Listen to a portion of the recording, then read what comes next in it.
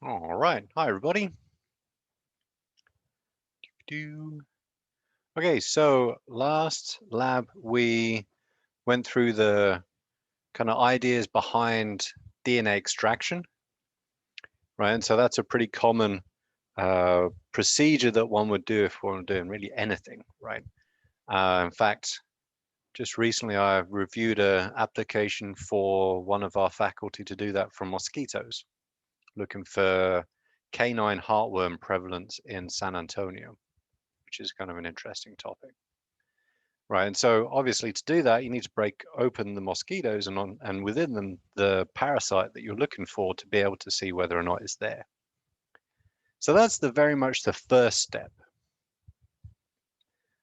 But before you do anything else, you need to make sure A, you are successful in extracting DNA, and B, that DNA is sufficient quality to do whatever else you want to do with it. Right, so those are the kind of the two big deals that you need, right? So kind of things that you're worried about, right?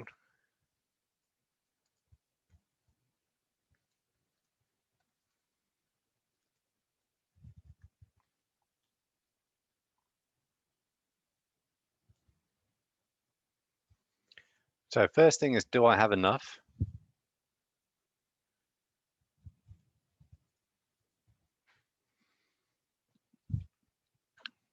Two, is it clean? In other words, free of contaminants. And that's really important because if you have any contamination with like phenol, for example, or ethanol, or uh, proteins, or whatever, that could either really affect your downstream processes like PCR or sequencing or anything like that. Or it could also result in your DNA being degraded, right? And so that's kind of another kind of key thing that you have to be worried about. And third, is my DNA intact?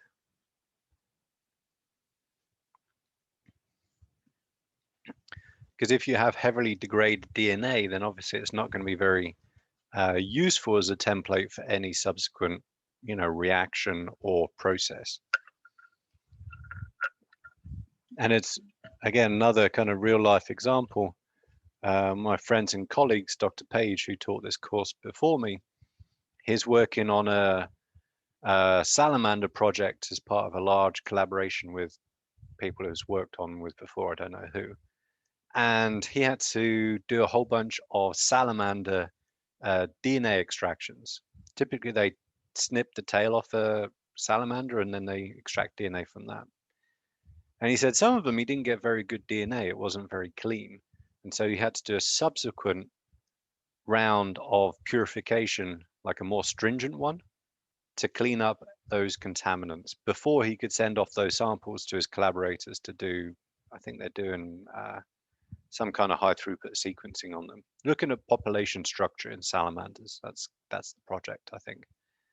So, it's very much a real life issue, right? And if you don't follow those, if you don't check all of that stuff, you could spend a lot of time trying to figure out why whatever it is you're doing, PCR, for example, doesn't work, right? So they're really important steps kind of to look at. And so there's a lot of different ways in which we can determine those uh, different criteria, right? Or we can assuage those worries. So we can look at DNA visually.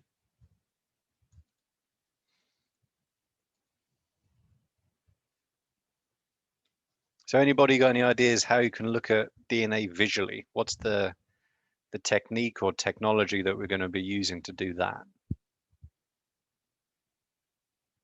How would you visualize DNA?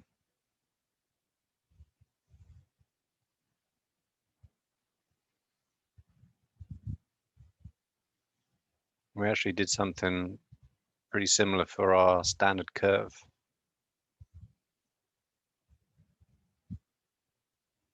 experiment a little while ago. No, not quite.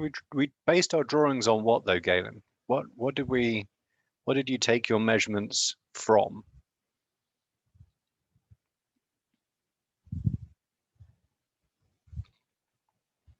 How can you separate DNA out to visualize it? Yeah. PCR is a downstream process, Robert. So you'd also, yeah, there you go. You'd also use gel electrophoresis to look at your PCR product too, which is what we're going to be doing in a future lab. Yeah, we want to do some gel electrophoresis, right? So we want to put that DNA into a gel, apply some electric potential across it, and get it to move through the DNA, through the gel, so we can see what it looks like.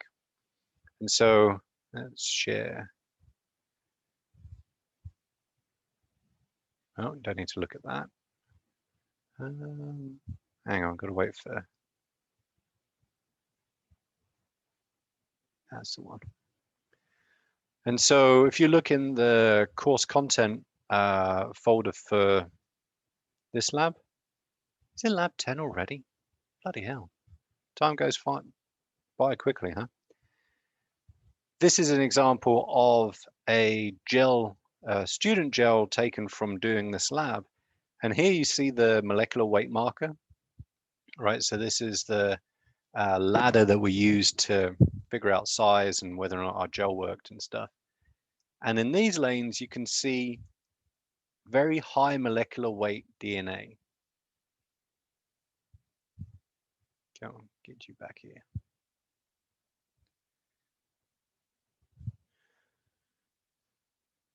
So what you're looking for, or hoping even,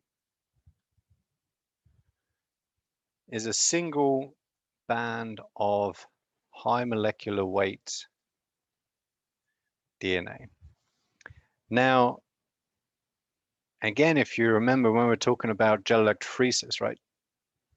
Gels separate based on size, right? And so these, the biggest band here is 10 kilobases, so 10,000 base pairs. That one down there, I think, is 250 or 100 or something like that.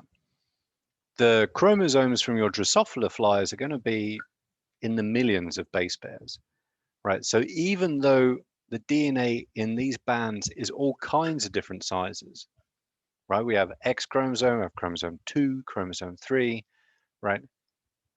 They're all so much bigger than the ability of this gel to separate that they appear as one single band, right? It's not that there's just one piece of the same size DNA in your Drosophila.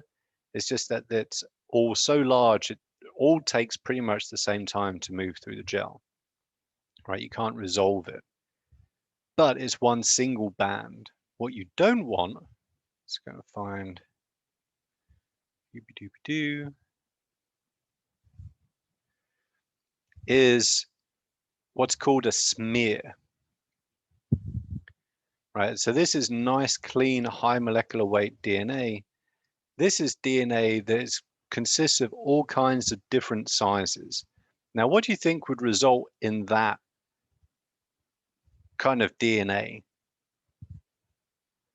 Right? If the DNA is originally supposed to be, a series of very, very large pieces of DNA, why would you get smaller bits of DNA showing up on your gel?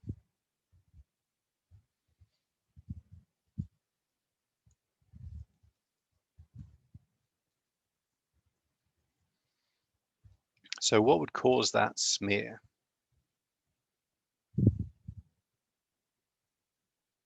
So this is, there are bits of DNA down here which are only 2, 3, 400 base pairs in size, right? Which is not what you'd find normally in a Drosophila cell. What's causing this fragmentation? It's also the reason why you store your DNA in the fridge. Well, I mean, not your DNA, the DNA that you extract.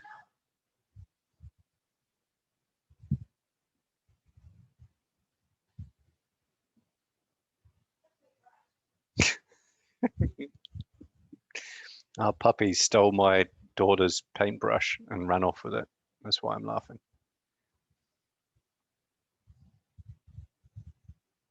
So what enzymes do you think would be causing this problem? If it's DNA, add ASE at the end of DNA?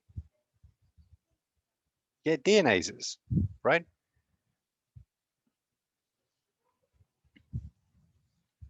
So basically a smear is the result of, my daughter isn't very happy. She's got a bad dog, running around upstairs.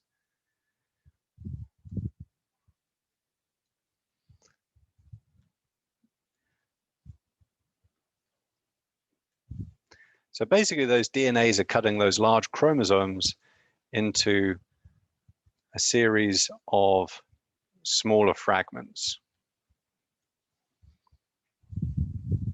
Right, and those DNAs is a result of, the protein not being completely purified out of the DNA. So with that DNA comes some DNases, or even stuff from your fingers, right? From, what bacteria produce on fungi and stuff like that live on your skin.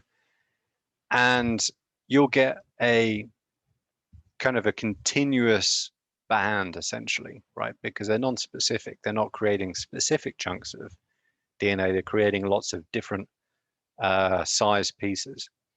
And so this would absolutely suck. The reason being is that say you want to amplify across like a chunk of DNA with PCR, well, if it's degraded in between, you're never going to get one whole product from that PCR. It's just not going to work, right? And so this is very rarely see this, right? Because we take a lot of precautions to prevent it. But this is the very last thing that you want to see, because if you see this, then it's just, you throw the sample away and you start again.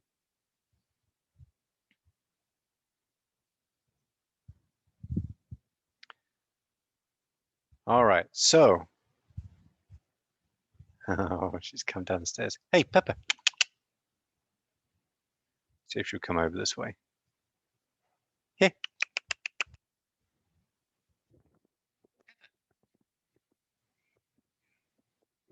Here she is.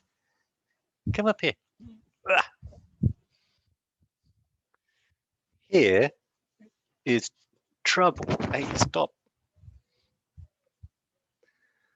This was the little pup that was in her t-shirt. You can actually see, I don't know if you can, you see on her side, that's where she's kind of wriggly. That's where she had that skin problem.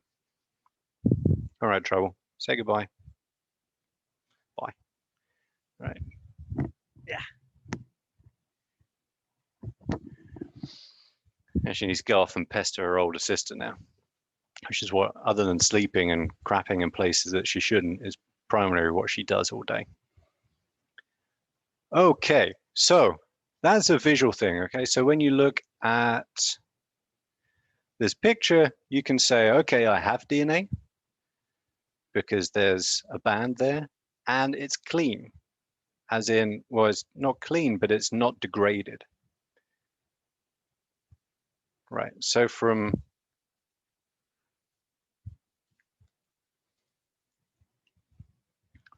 basically with a gel, you can see if we have DNA and whether or not it's degraded.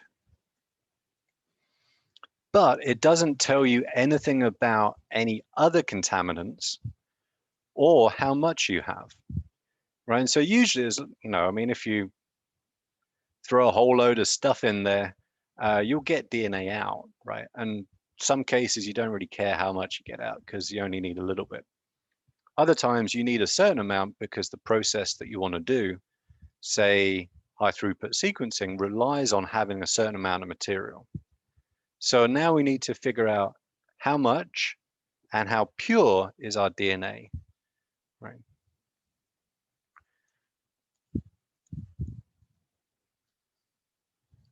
To do that, we use spectrophotometry.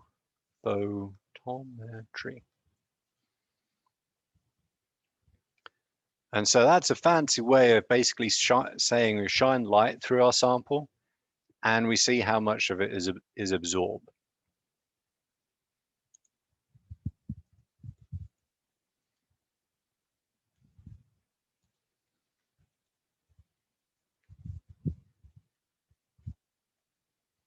And basically how much is absorbed is proportional to how much stuff is there, right? So the more light that doesn't make it, the more stuff you have in your sample.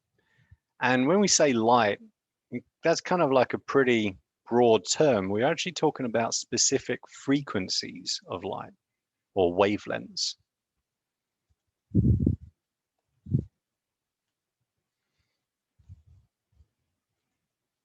And a good example is DNA absorbs at 260 nanometers.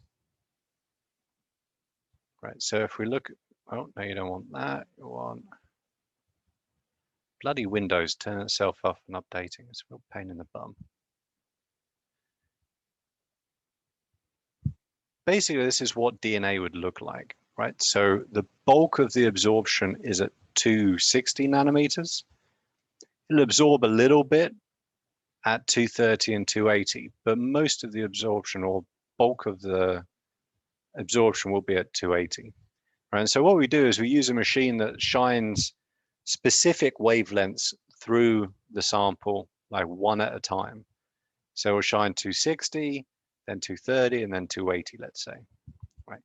And so what we care about is not the absolute amount of absorbance, but the ratio to these other two things. So for example, proteins absorb at 280. Carbs and other junk absorb at 230. So if we look at the ratio between the two, we can get an idea about purity, right? Oh, also, here's another thing too. We use the 260 absorbance to calculate concentration.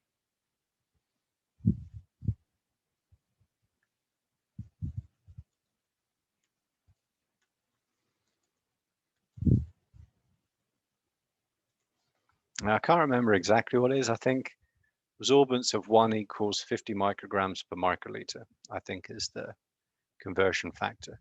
You don't actually need to know that because you just press a button on the machine and it goes bleh, and it tells you. You don't have to do the math, which is great. And we can express DNA purity in 260, actually, it's got to be A260 to A280 ratio,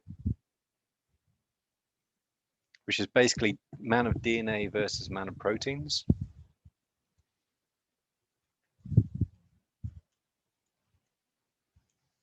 And really, we're looking for a ratio between 1.8 and 2. So if your DNA, however much you have of it, is between that ratio, you go, good job. Pat yourself on the back. Pat, pat, pat. And a lesser used one, I don't actually ever use this because it's generally speaking a pain in the butt, but it's worth talking about anyway.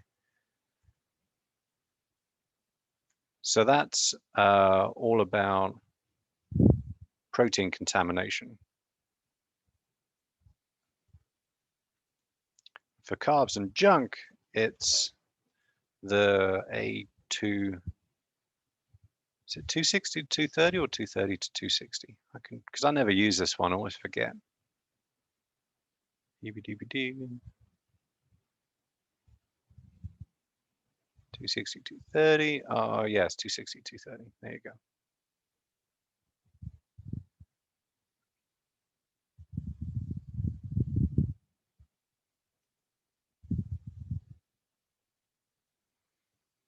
And you want between 2 and 2.2, give or take. But to be honest, that one is the most unreliable of all of them, to be honest. quite often just tell students to ignore that, but it's worth figuring out nonetheless. And so those two measures, the absolute absorbance equals concentration, and the relative absorbance at the different wavelengths equals purity. And so if we want the whole picture, doing both spectrophotometry and running a gel are the best way to get like the whole deal, essentially.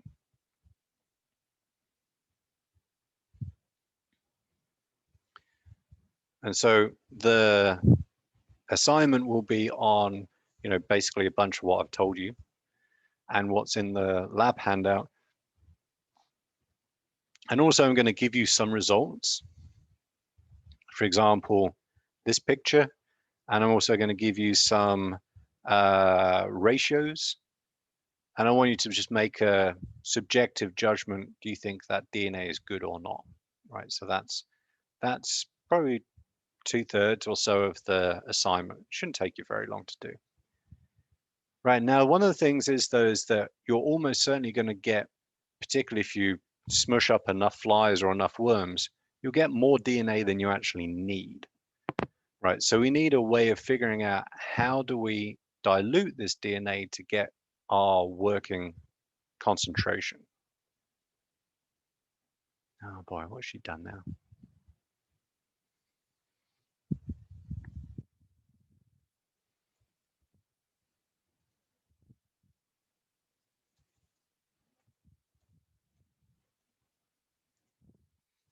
So funny. She is just a small, energetic pain in the butt. That dog is. Okay, so to do that, we use, actually it's kind of written out weird here. This formula. Okay, so let's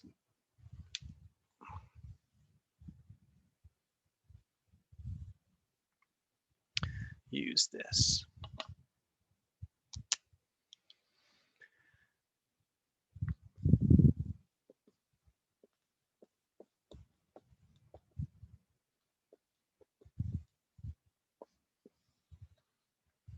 So I actually use, this is, I wish I kept it, but my PhD supervisor actually wrote this out on a post-it note for me. And I had this sellotaped or scotch taped to the wall of my desk for many, many years, right? So this is what I use a bunch of to be able to figure out dilutions of all kinds of stuff, chemicals, DNA, stuff like that.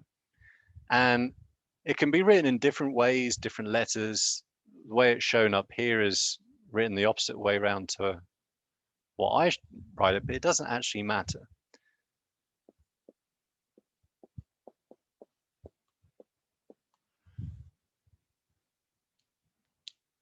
So that's the equation. And basically what you're doing is you have 3 bits of information.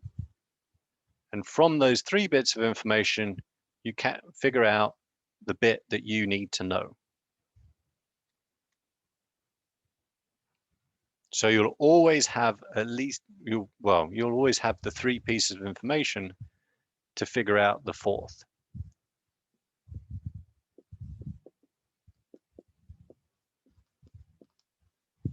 So the C is concentration, V is volume. C1 is your starting concentration, often the concentration of your DNA sample in this case. V1 is your start volume. C2 is your final concentration. V2 is your final volume.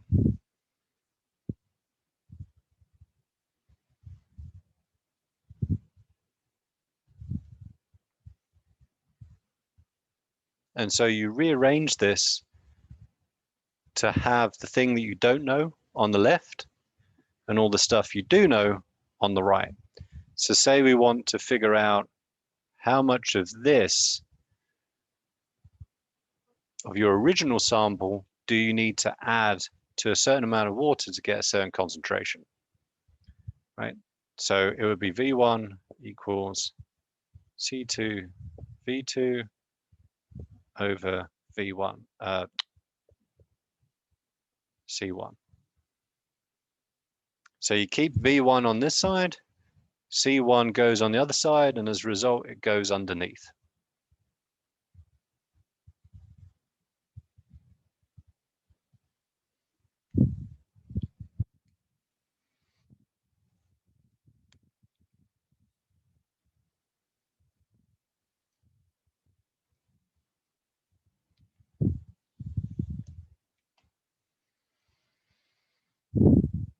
So if we wanted to, basically this is asking the question of how much of our sample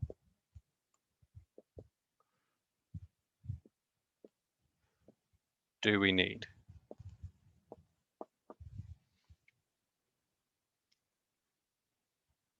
That's the, let's move this a little closer. That's what we're working out. So let's say we need 10 nanograms per microliters.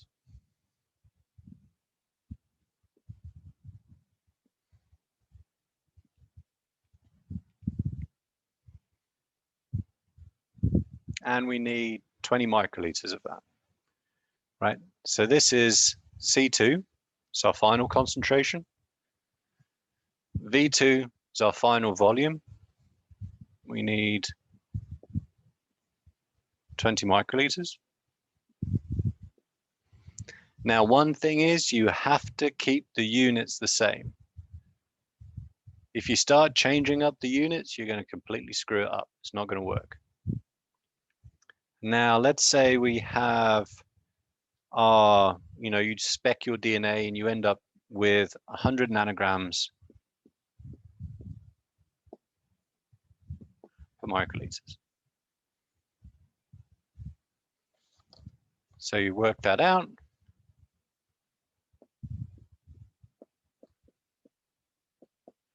And you end up with a volume of 2 microliters. So if your starting concentration is 100 nanograms per microliter, you want 10, so a tenth of the concentration, and you want that in 20 microliters. So you want a tube with 20 microliters in the bottom of this concentration DNA. That's how many microliters of your original DNA concentration or DNA stock you need.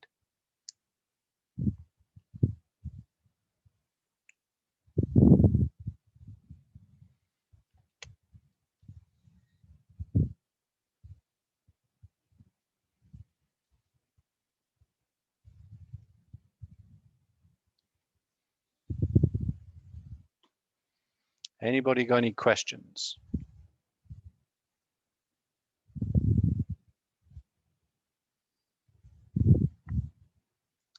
All right, how about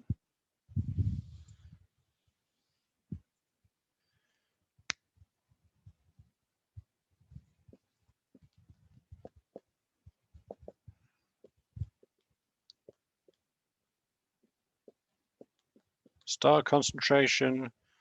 I want 20 nanograms per microliter final in 100 microliters. How much of our original starting concentration do we need? Question for you to work out.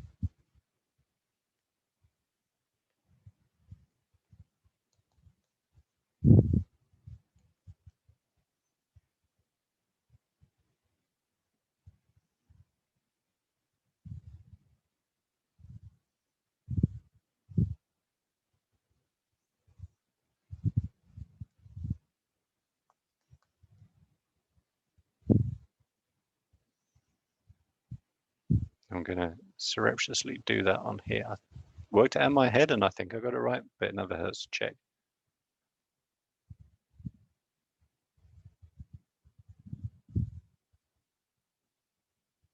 Aha, I was right.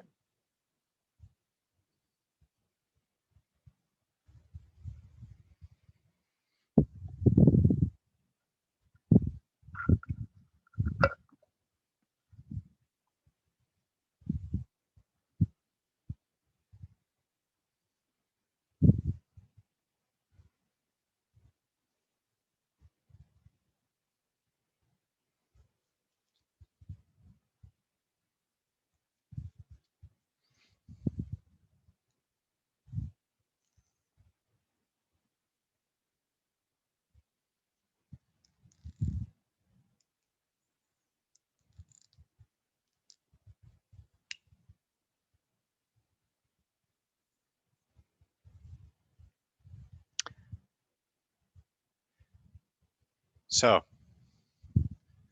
let's work it out on here.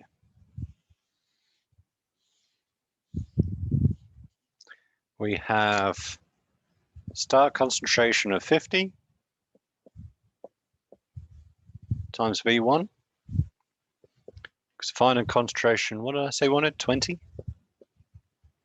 times final volume of 100.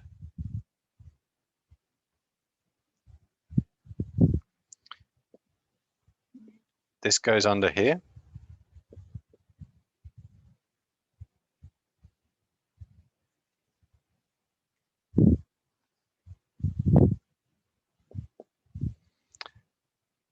So you got the right parts, just got them in the right order, wrong order, Galen.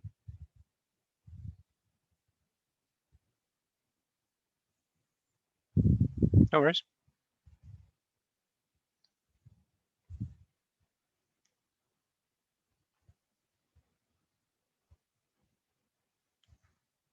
So what the answer be?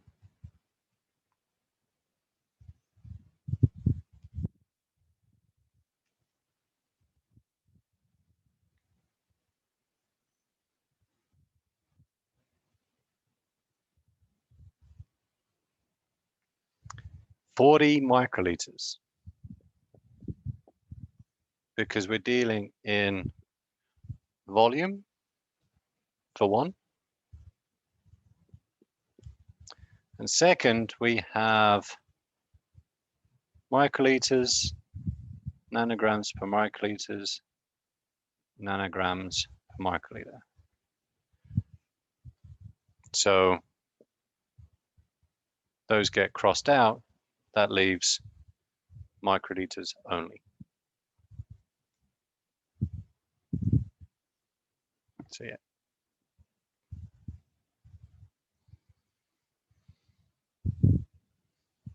Let's do another one. Practice never hurts.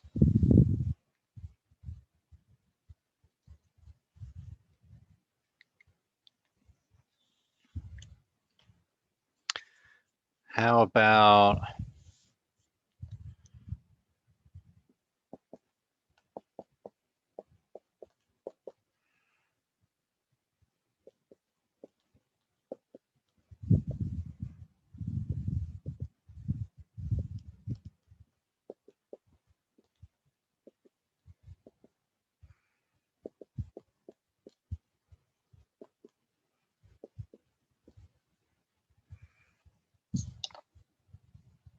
okay, let's work that one out.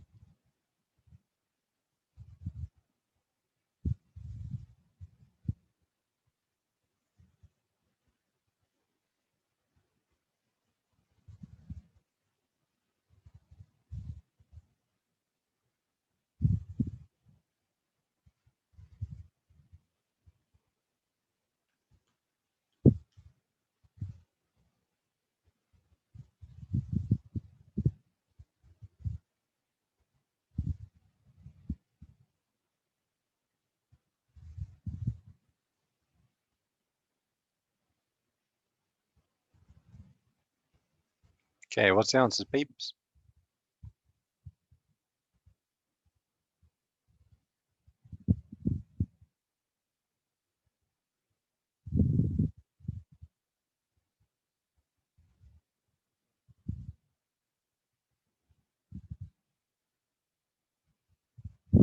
So we're going to times these two together. C2 times V2.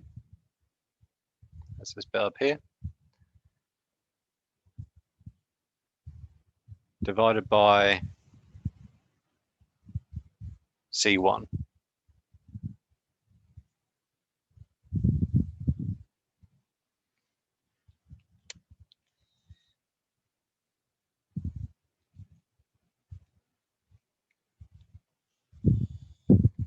So if we write it out in the equation,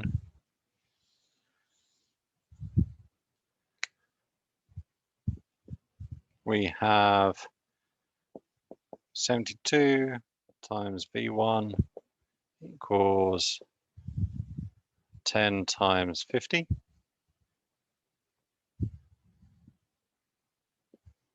V1 equals 10 times 50. That goes underneath. What's the answer?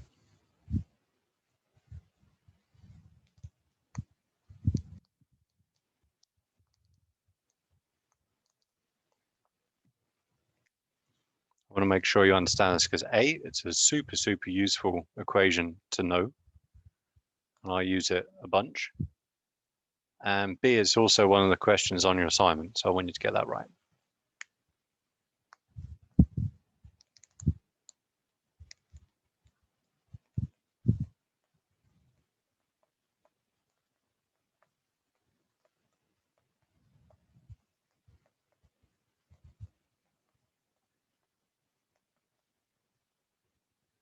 That's exactly right. Thank you, Mr. Robert. So 6.94 microliters.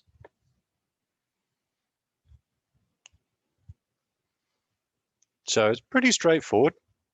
Just have to remember the equation and then shuffle things around so you get the thing that you want on the left side and all the stuff that you know on the right hand side. And then the final thing is just make sure the units stay the same. Otherwise it doesn't work. Okay, so that's the amount of our DNA solution that we need. How much water do we need to get that final concentration? So let me just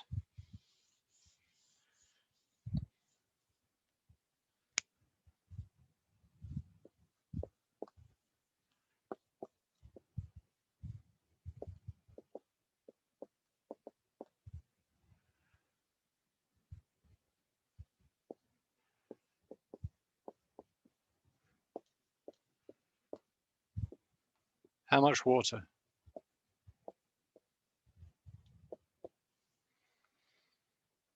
Do we add our 6.94 microliters of DNA to 50 microliters of water?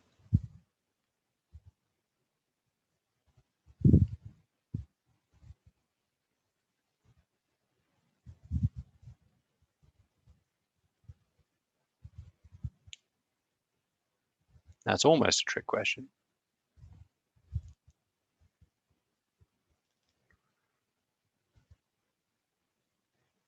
What would happen if we added nearly 7 microliters of DNA in water to 50 microliters of water? Would our final volume be 50 microliters? So would our final concentration be what we want, which is 10 nanograms per microliter? No. So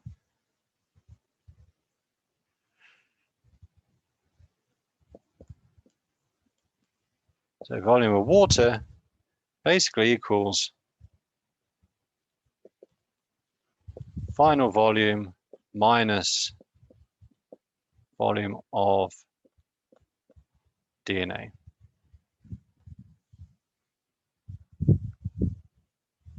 So in this case, it's going to be 50 minus 6.94 equals, what's that, 43.06 or 43.1 microliters.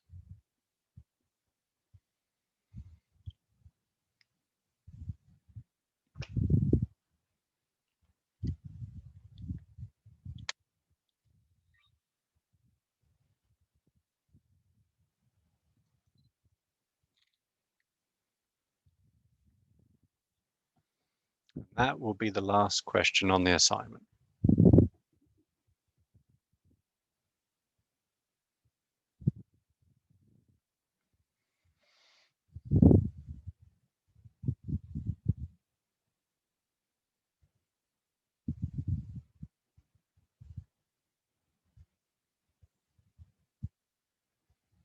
That assignment will be due next Tuesday, Galen. The one due tonight will be the one on DNA purification, which is the lab we did on Tuesday.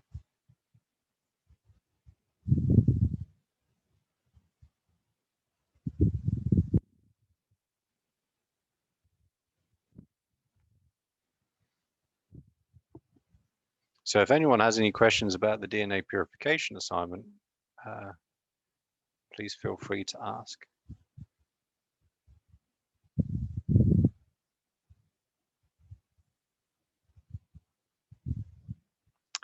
That will be, today is, let me just double check, module 3. The one due tonight is going to be module 2. So it would be,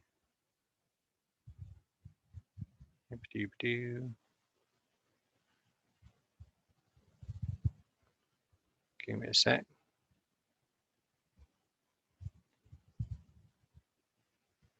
It would be this one. Lab 9, module 2, DNA isolation.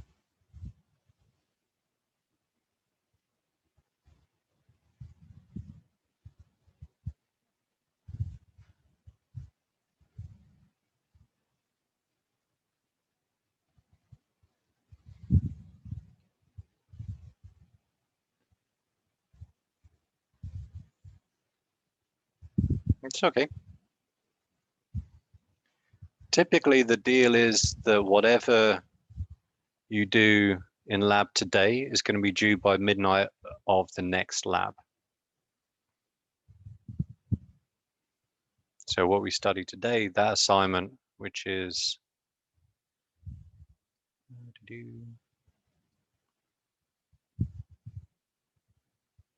this one, this is going to be due by next Tuesday at midnight.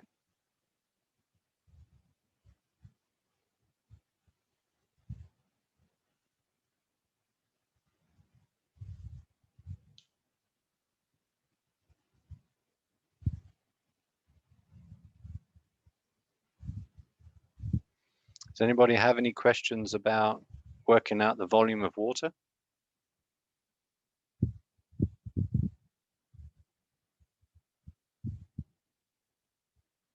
No? Well, I don't have anything more to talk about.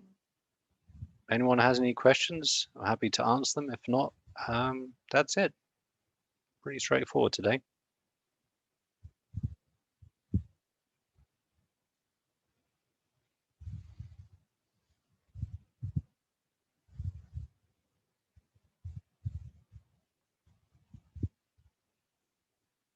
All right, so thanks very much, everybody. It's a nice short lab. Some cool stuff to learn about. Have a look at the lab handout, and this video and chat will be posted probably after I've had time to have a cup of coffee. And make sure if you have any questions about the assignment due tonight that you send me an email as soon as possible so I can see it before it's due at midnight tonight. Don't leave it till like 10 o'clock because I'm probably will not read it. Cool. All right. Well, thanks much, everybody. Have a lovely weekend, and I'll see you next week.